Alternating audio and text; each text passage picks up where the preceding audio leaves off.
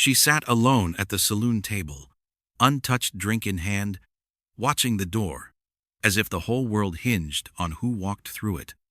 And when he finally did, it made you wonder, had she been waiting all night for him, or all her life? It's a sweltering evening in 1992, and the Copper Lantern Saloon is alive with the kind of energy that only flows through a gold rush town. Brass Hollow bustles with fortune seekers, card sharks, and desperate men chasing dreams that glitter just out of reach. Inside the saloon, laughter mingles with the clink of glasses and the off-key melody of Luther Greaves' piano, creating a symphony of frontier life. But in the back corner, away from the poker games and whiskey-fueled conversations, sits a woman who doesn't belong in this picture. Maribel Knox occupies a round table like it's her personal fortress, her dusty traveling clothes speaking of long miles and longer purposes. An untouched glass of whiskey sits before her amber liquid, catching the lamplight, while her eyes remain fixed on those swinging doors, like a hawk watching for prey. She's been there for hours, not moving, not drinking, not speaking to anyone who approaches, just watching, waiting. The locals have started to notice. Of course, in a town where everyone knows everyone else's business, a mysterious woman becomes the evening's entertainment faster than you can deal a hand of poker. "Must be waiting for her sweetheart," whispers Mrs. Fletcher, the banker's wife, leaning toward her companion. "Poor thing's been stood up. Mark my words." But Jake Morrison, a grizzled prospector nursing his third beer, shakes his head knowingly. "Nah, that ain't the look of a woman pining for romance. That's the look of someone settling accounts. Trust me, I've seen it before." Behind the bar, Jonas Calder polishes glasses with the practiced efficiency of a man who spent 20 years reading people's faces. He's tried twice to strike up conversation with the mysterious woman, offering fresh drinks and gentle inquiries about her business in Brass Hollow. Each time, she's rewarded his efforts with a polite smile that never reaches her eyes before returning her attention to the entrance. "Evening, miss," Jonas had said during his latest attempt. "You sure I can't get you something else? Maybe some food? You've been sitting there since the sun was high?" "I'm fine," Maribel had replied, her voice carrying the crisp accent of someone educated back east. "Just waiting for someone." "Well, I hope he shows soon," Jonas had offered kindly. "Can't be comfortable sitting alone all this time." That had earned him a longer look, something almost amused flickering in her green eyes. "Oh, he'll show. The question isn't if, it's when." Now, as the evening shadows grow longer and the saloon fills with its usual crowd of drifters and dreamers, the swinging doors creak open once again. Every head in the place turns, including Maribel's promised. But instead of relief or recognition, her knuckles whiten as they grip the table's edge. This tall stranger, with the nervous eyes and quick movements, definitely isn't the man she's been waiting for. What do you think Maribel is really waiting for? Drop your theories in the comments below. Trust me, you won't see this twist coming. The newcomer is exactly the type Brass Hollow attracts like moths to flame a cattle broker named Wesley Crane, with more confidence than sense, and a wallet thick enough to make him dangerous. His eyes scan the room with the practiced assessment of someone always looking for an angle, and they land on Maribel with the kind of interest that makes decent women reach for their derringers. "Well now," Crane drawls, adjusting his string tie as he approaches her table. "What's a fine lady like you doing drinking alone? Seems like a terrible waste of good company." Maribel doesn't even look up. "I'm not drinking," she says calmly, gesturing to her untouched glass. "And I'm not alone by accident." But Wesley Crane didn't get where he is by taking hints. He pulls out the chair across from her, without invitation, his smile as oily as his pomaded hair. "Come now, darling. No need to play hard to get.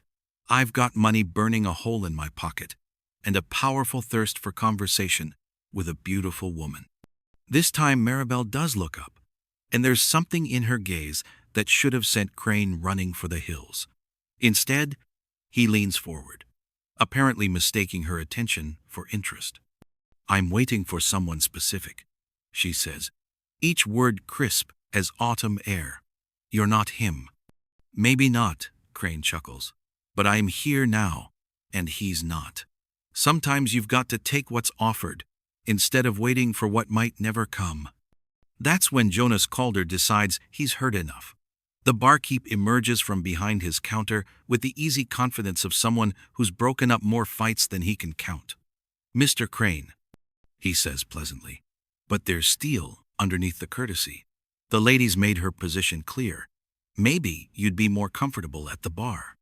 Around them, the saloon's patrons watch with the kind of attention reserved for potential entertainment. Luther Greaves' piano playing falters slightly as even he cranes his neck to see how this plays out. The card games continue, but with half the players' attention on the drama unfolding in the corner. Crane's face reddens at the public rejection, but he's smart enough not to push things with Jonas watching. "You're lost, sweetheart," he mutters, pushing back from the table. "Don't come crying to me when your mystery man never shows." As Crane stalks away, the quiet buzz of conversation returns to the saloon. But now, there's an undercurrent of speculation that wasn't there before. Luther Greaves resumes his playing, glancing over his shoulder between songs with obvious curiosity. At a table near the window, 3 cowboys start a betting pool, guessing everything from how long Maribel will wait to what kind of man could inspire such patience. Maribel appears oblivious to the attention, but inside her mind, memories flash like lightning. The letter that brought her to Brass Hollow had been brief, just an address, a time, and 7 words that had sent ice through her veins. "We finish what we started. Come alone."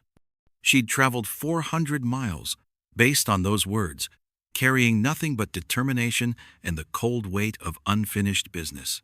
Because some debts can't be paid with money or forgotten with time. Some accounts can only be settled face to face, with nothing but truth and consequences between 2 people who know each other's darkest secrets. The doors swing open again, admitting a group of drifters whose dusty clothes and careful eyes mark them as men running from something. None of them spare her a glance as they head to the bar, but Maribel studies each face anyway. Waiting has made her cautious, hyper-aware of every movement and shadow. Then another man enters, older, with the measured stride of someone who's made a career of violence. He takes one look at Maribel, stops dead in his tracks, and his face goes pale as winter snow. Without a word, he turns and hurries back through the doors like the devil himself is on his heels. "Now that's interesting," Maribel thinks, finally lifting her whiskey glass. Maybe the waiting is almost over. Word spreads through Brass Hollow faster than wildfire in August. By the time the sun sets behind the distant mountains, painting the sky in shades of copper and gold, half the town knows about the mysterious woman holding court at the Copper Lantern.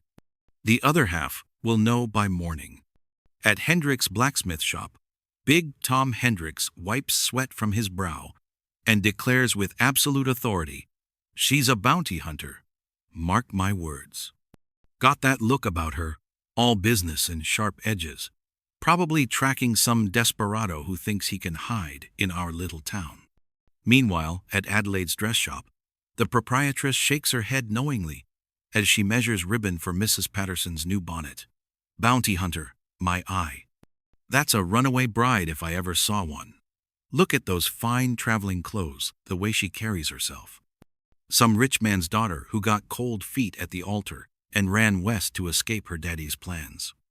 But it's old Jeremiah Moss, sitting on the general store's front porch, who comes closest to the truth. "Y'all are wrong," he tells anyone who listen. "That ain't the look of someone hunting or running. That's the look of someone settling accounts. I seen it in men's eyes, right before they called each other out at high noon. That woman's got killing on her mind." Back at the saloon, Jonas refills oil lamps and tries once more to break through Maribel's wall of silence. "Fresh whiskey?" he offers, though her glass remains untouched. "Or maybe some of Consuela's stew?" Best in 3 counties. I'll speak when he arrives, Maribel says simply, and there's something in her tone that makes Jonas decide not to press further. Luther Greaves switches to a slower, more haunting melody that seems to match the growing tension in the room. The cheerful drinking songs and bawdy ballads give way to something that speaks of long journeys and longer waits, of purposes that can't be abandoned, and promises that must be kept. Outside, the golden light fades to deep purple, and shadows stretch across Brass Hollow's dusty main street like reaching fingers. The town's respectable citizens head home to supper and family, while the saloon crowd grows rougher and more varied. Gamblers, drifters, men with hard eyes and harder luck, they filter in as darkness falls. A pair of off-duty deputies enter, their badges tucked away but their bearing unmistakable. Sheriff Collins must have sent them to keep an eye on things, sensing trouble the way good lawmen always do. They order beer and position themselves where they can watch both the front door and Maribel's corner table. She notices them, of course. Notices everything.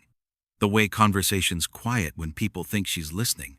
How the poker players steal glances at her between hands. The subtle shift in atmosphere as curiosity gives way to unease. Under her dusty duster coat, her fingers brush against the worn grip of her Colt revolver. Not nervousness, preparation. The weapon sits in its holster like an old friend, familiar weight against her hip. She's not looking for trouble, but she's ready for it if trouble comes looking for her. That's when Jonas spots movement through the big front windows, a figure lingering across the street, half hidden in the shadows between buildings. Someone watching the saloon but not coming in. Someone waiting just like she is, but from a distance. Well now, Jonas mutters under his breath, setting down his bar rag. Looks like you might not be the only one expecting company tonight, miss. Maribel's eyes follow his gaze to the windows, and for the first time since entering the Copper Lantern, she allows herself a small, cold smile. The pieces are falling into place exactly as she'd hoped they would. No, she says quietly, more to herself than to Jonas. I don't suppose I am. Jonas Calder has tended bar long enough to know when trouble is brewing, and the figure lurking across the street sets every instinct on high alert. He slips out through the saloon's back door, moving with the quiet efficiency of someone who's handled his share of difficult situations. The man stands in the narrow alley between Murphy's Hardware and the grain office, positioned where he can see the Copper Lantern's entrance without being easily spotted.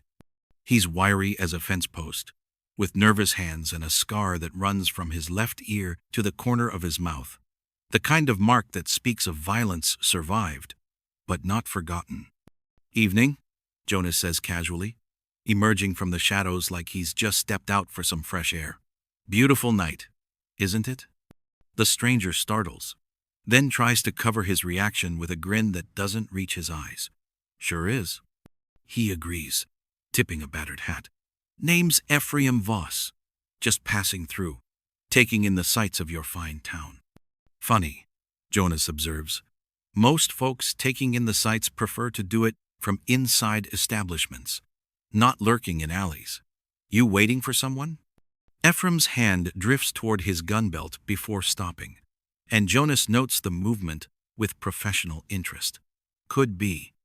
Ephraim says carefully, could be. I'm waiting for the right moment to conduct some business. No law against standing on a public street, is there? None at all. Jonas agrees mildly. Course, if that business involves the lady who's been sitting in my saloon all evening, well, that might be worth knowing about. I like to keep track of potential complications before they become actual problems. The two men study each other in the growing darkness, each taking the other's measure. Ephraim sees a bartender who's clearly more than he appears, someone comfortable with confrontation and confident in his ability to handle it. Jonas sees a man with killer's eyes trying to hide behind a friendly facade. Tell you what, Ephraim says finally, why don't I come inside, have a drink, and we can all be civilized about whatever's going to happen tonight. Inside the Copper Lantern, Maribel feels the weight of unseen eyes like a physical touch. She can't see the conversation happening across the street, but she knows someone's out there. Knows he's been watching, waiting, probably working up the nerve to make his move. The saloon's atmosphere has shifted noticeably. What started as curiosity about a lone woman has evolved into something more tense, more expectant. Even the loudest drinkers speak in quieter tones now, and the card games proceed with less laughter and more frequent glances toward her table. Luther Greaves plays a tune that starts confident, but falters as his attention divides between his keys and the drama unfolding around him. His usually steady rhythm stutters when he catches sight of movement outside the windows. The off-duty deputies have positioned themselves strategically, nursing their beers while keeping watch. They've clearly sensed the change in mood, the way experienced lawmen always do when violence hangs in the air like smoke. Maribel checks her pocket watch, a delicate silver timepiece that seems out of place in the rough frontier saloon. Time is running out. If her calculations are correct, if the letter was honest about timing, then everything should start happening very soon. The whiskey in her glass has grown warm, amber liquid, catching the lamplight like liquid gold. She hasn't touched it because she needs her mind clear for what's coming. Needs every sense sharp and every reaction quick. This isn't a social call or a friendly reunion. This is the settlement of accounts that should have been settled 2 years ago in a place that no longer exists. The front doors creak on their hinges as a slight breeze stirs the evening air. Through the sound, Maribel hears footsteps on the wooden sidewalk, outside measured, deliberate, approaching the saloon with purpose. Her hand moves instinctively to rest on her thigh, just above where her revolver waits, not drawing, not threatening, just ready. Because after 2 years of waiting, 2 years of planning, 2 years of carrying rage like a coal in her chest, the moment of truth is finally arriving. The footsteps stop outside the doors. Someone takes a deep breath, steeling themselves for whatever comes next. And then Ephraim Voss pushes through the swinging doors, tips his scarred hat to Jonas, who's just returned to his position behind the bar, and walks straight toward Maribel's table like he owns the place. Ephraim Voss settles into the chair across from Maribel with the easy confidence of an old friend. But there's nothing friendly about the glint in his eyes. He signals Jonas for whiskey, then leans back and studies the woman who's been the subject of so much speculation. Maribel Knox, he says, her name rolling off his tongue like a familiar song. Been a long time since Deadfall Ridge. You're looking well, considering. Ephraim. Her voice is steady, betraying nothing of the fury that's been building in her chest for 2 years. Can't say I'm surprised to see you. Rats always surface when they smell opportunity. He chuckles, but there's no humor in the sound. Now that's not very friendly. Here we are, 2 old colleagues having a reunion, and you're already throwing insults around. What would the good people of Brass Hollow think? They'd think a woman has the right to choose her company, Maribel replies coolly. And you're not the man I'm waiting for. Ephraim accepts his whiskey from Jonas with a nod of thanks, then takes a slow sip while studying Maribel over the rim of his glass. The saloon around them has gone notably quieter, conversations dropping to whispers as patrons strain to overhear this obviously loaded exchange. Deadfall Ridge, Ephraim says conversationally, as if discussing the weather. Now there's a name that brings back memories. Course, most folks around here wouldn't know that particular mining camp, seeing as how it don't exist anymore. Funny thing about mining camps, they can disappear real quick when the wrong people come calling. Maribel's jaw tightens almost imperceptibly, especially when someone tips them off about payroll shipments and guard rotations. That's a serious accusation, Ephraim says, but his grin suggests he's enjoying himself. Course, accusations are easy to make when there ain't many witnesses left to contradict the story. There's one witness left, Maribel says quietly. The one who matters. Oh, I don't know about that. Ephraim leans forward, his voice dropping to a conspiratorial whisper. See, I've been thinking about that night for 2 long years. Thinking about how things went sideways. How good people ended up dead. How the money just seemed to vanish into thin air. Makes a man wonder who really betrayed who. The accusation hangs between them like smoke from a poisoned fire. Around the saloon, even the pretense of other conversations has stopped. Luther Greaves' piano falls silent, as everyone waits to see how this will play out. You know exactly what happened that night, Maribel says, her voice deadly quiet. You know who sold out the camp for 30 pieces of silver. You know who left me to take the blame while innocent people died because of your greed. Do I? Ephraim's scarred face splits in a cold smile. Or do I know about a certain somebody who took something that didn't belong to her? Something worth a lot more than the payroll that got stolen that night? Before Maribel can respond, he continues, his voice taking on a mocking tone. But I suppose we'll get the chance to discuss all that ancient history real soon. After all, you didn't come all this way just to chat with me. No, Maribel agrees, her hand moving to rest openly on her gun belt. I didn't. Ephraim notices the gesture, and his own hand drifts toward his weapon, though he tries to make it look casual.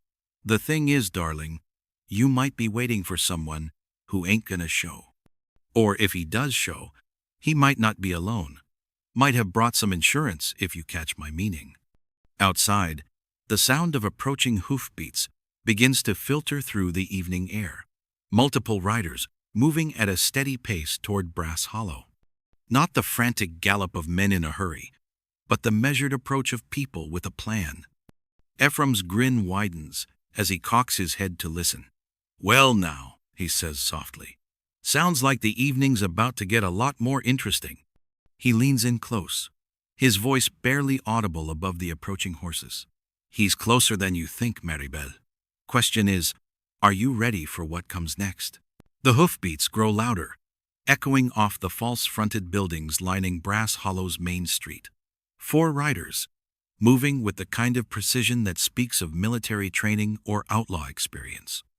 The saloon's patrons begin shifting nervously, some edging toward the back exit while others move closer to the windows. Then the hoofbeats stop. The silence that follows is thick as molasses, broken only by the creak of leather and the jingle of spurs as someone dismounts. Heavy boots hit the wooden sidewalk with deliberate weight, each step echoing like a judge's gavel.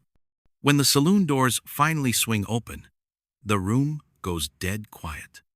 Silas Dread fills the doorway like a force of nature, tall, broad-shouldered, with the kind of presence that makes strong men step aside without thinking about it.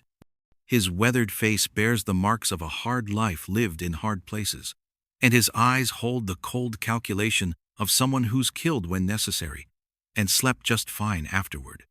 Behind the bar, Jonas Calder recognizes him immediately, not personally, but from whispered stories and wanted posters that circulate through frontier towns like gospel.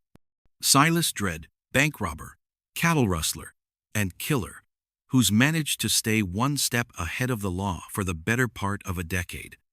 Evening, folks, Silas says, his voice carrying the easy confidence of someone who's never met a situation he couldn't handle.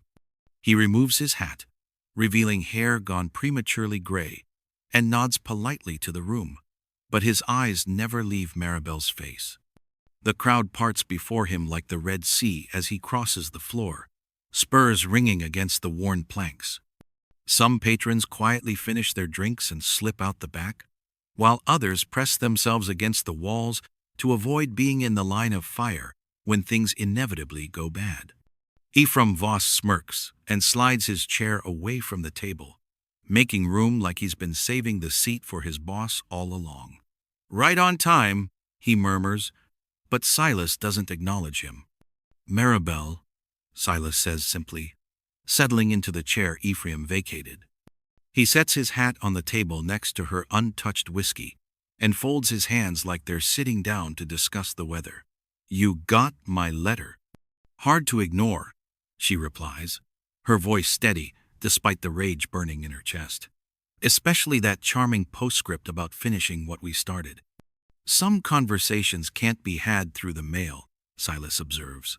Some things require looking a person in the eye when they're said. Around them, the few remaining patrons huddle at the far end of the saloon, speaking in whispers. The off-duty deputies exchange glances, clearly debating whether their authority extends to this situation. Technically, no crime has been committed, yet, but everyone in the room can feel the violence hanging in the air. Outside, the sound of boots on wooden sidewalks suggests that Silas's companions are positioning themselves around the building. Not threatening exactly, but ensuring that their boss won't be leaving Brass Hollow without their escort. Silas glances toward the sound, then back to Maribel, with something that might be regret in his eyes. "We settle it tonight," he says simply. "One way or another, this ends here." Silas and Maribel lean toward each other across the scarred wooden table, their voices dropping to low, intense tones that make everyone else in the saloon strain to hear what's being said. The few remaining patrons watch, like they're witnessing a play riveted by drama they can barely understand but know will end in violence. "Deadfall Ridge," Silas says, the name falling between them like a stone in still water. "Funny how that whole operation went sideways right after you decided to grow a conscience." "My conscience?" Maribel's laugh is bitter as alkali water. This from the man who sold out an entire mining camp for blood money? Who gave raiders the exact information they needed to massacre innocent people? Those innocent people were sitting on enough silver to buy half of Colorado territory. Silas replies, his eyes hardening. The camp bosses were cheating their workers, skimming from their families back east. Nobody in Deadfall Ridge was innocent. "The children were innocent," Maribel snaps, real pain in her voice now. "Mary Chen's little boy was innocent. The Henderson baby was innocent. They died because you gave those raiders inside information about guard schedules and where the money was kept." Around them, the atmosphere grows heavier as pieces of their story emerge. Jonas wipes the same glass repeatedly, his attention completely focused on the conversation. Even the deputies have stopped pretending to play cards, openly watching with professional interest. "I never intended for anyone to get hurt," Silas says. But there's no conviction in his voice. The plan was to hit the payroll office during the night shift change, clean and quiet. "But they were there," Maribel says relentlessly, "because you also told them about the celebration, about how the whole camp would be gathered for little Tommy Wright's birthday party. You gave them everything they needed to turn a robbery into a slaughter.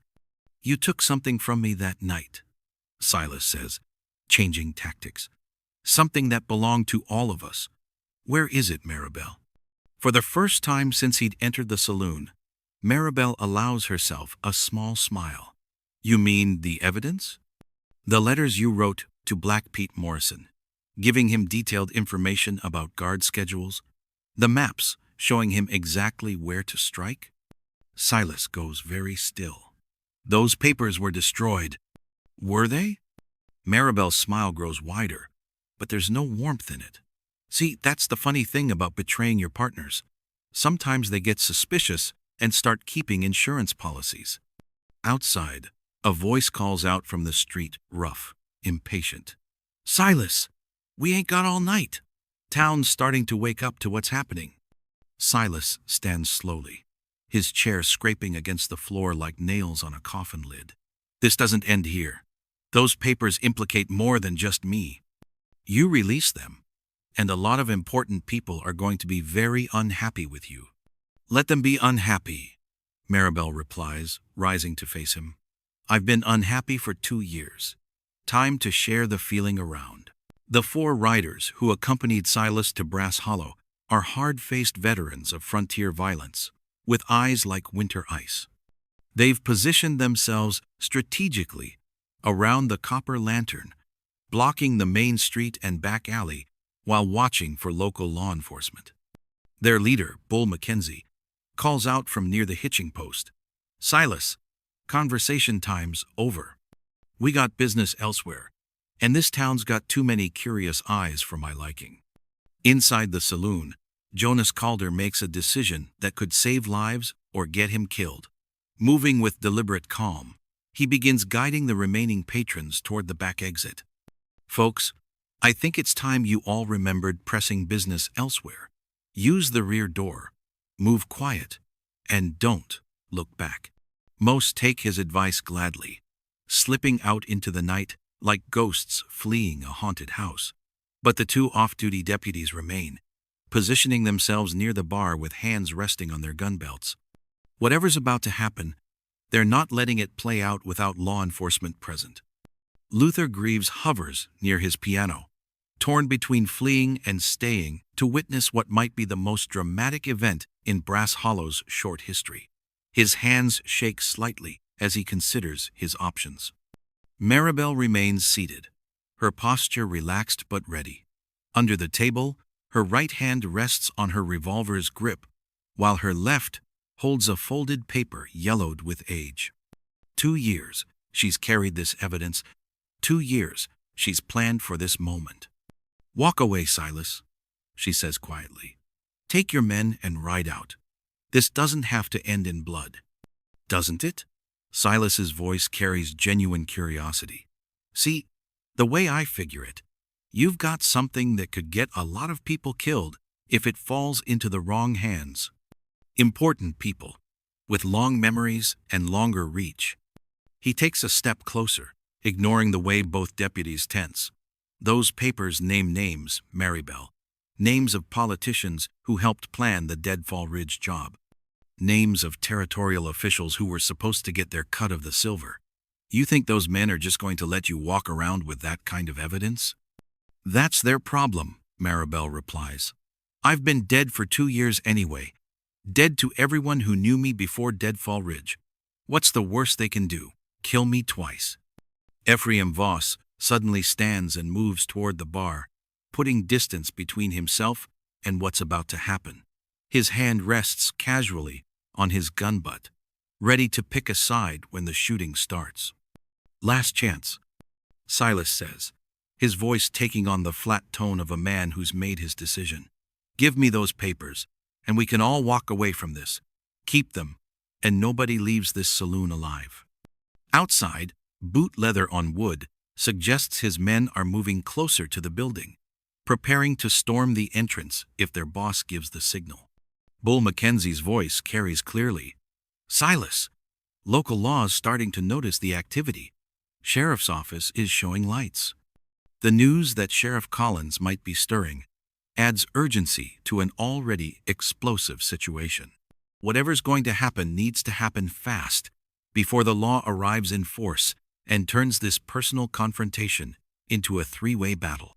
Maribel stands slowly, the folded papers visible in her left hand, while her right remains hidden beneath her duster coat. "You want these papers, Silas? Come and take them."